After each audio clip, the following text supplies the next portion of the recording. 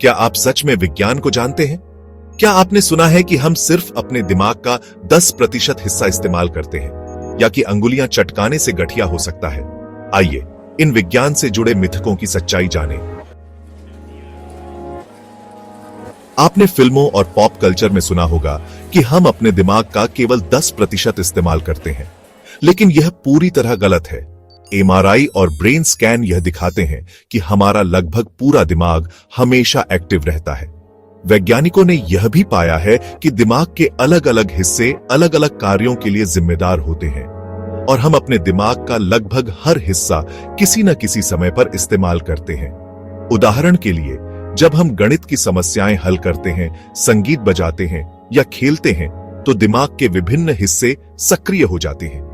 यहां तक कि जब हम सोते हैं या ध्यान करते हैं, तब भी हमारा दिमाग सक्रिय रहता है और विभिन्न कार्यों को संभालता है।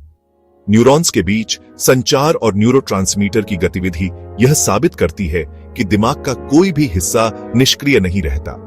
इसलिए यह कहना कि हम अपने दिमाग का केवल 10% इस्तेमाल करते हैं एक मिथक है।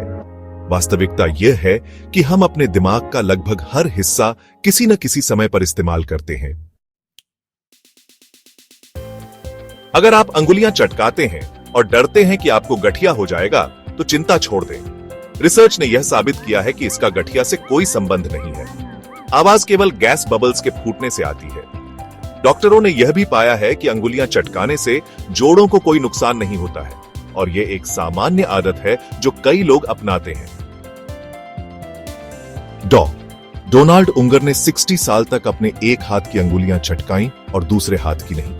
उनके अध्ययन ने दिखाया कि दोनों हाथों में गठिया का कोई अंतर नहीं था। यह मिथक शायद इसलिए बना क्योंकि लोग मानते थे कि जोड़ों की आवाजें किसी समस्या का संकेत हैं, लेकिन विज्ञान ने इसे गलत साबित कर दिया है।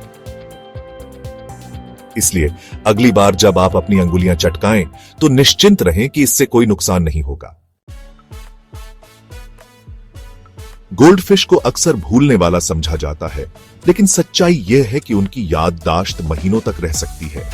वे पैटर्न पहचान सकते हैं और ट्रिक्स भी सीख सकते हैं। वैज्ञानिकों ने यह भी पाया है कि गोल्डफिश अपने टैंक के वातावरण को पहचान सकते हैं, और यहां तक कि अपने मालिकों को भी पहचान सकते हैं। चीनी को अक्सर बच्चों के हाइपरएक्टिव होने के लिए दोषी ठहराया जाता है, लेकिन सच्चाई यह है कि चीनी का सीधा संबंध नहीं है। असल में पार्टियों जैसी जगहों का उत्साह बच्चों को ज्यादा ऊर्जावान बना देता है। वैज्ञानिक अध्ययनों ने यह भी दिखाया है कि बच्चों के व्यवहार पर चीनी का प्रभाव न्यूनतम होता है, और माता-पिता की धारणाएं अक्सर इस मिथक को बढ़ावा देती हैं। तो इनमें से कितने मिथकों पर आप विश्वास करते थे? विज्ञान हमें सच्चाई दिखाता है, और हम आपके लिए ऐसे और भी सच लाते रहेंगे। नीचे कमेंट करें और हमें बताएं कि कौन सा मिथक आपको सबसे ज्यादा चौंकाने वाला लगा।